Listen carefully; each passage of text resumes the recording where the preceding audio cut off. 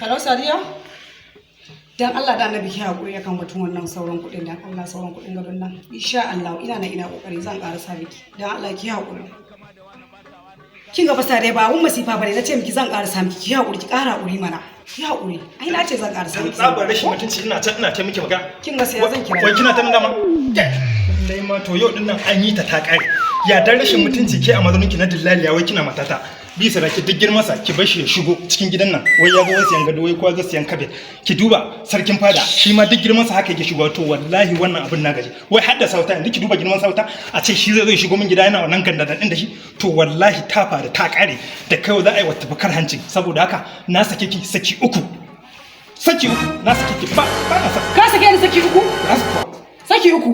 ras Shikenan aikin gama ya gama alhamdulillah. to kwarai kuwa Dama kayan ka suna can gurin masu guga. na sani Sai ka je can ka tattara ka ƙara wuta ka bar mun gida.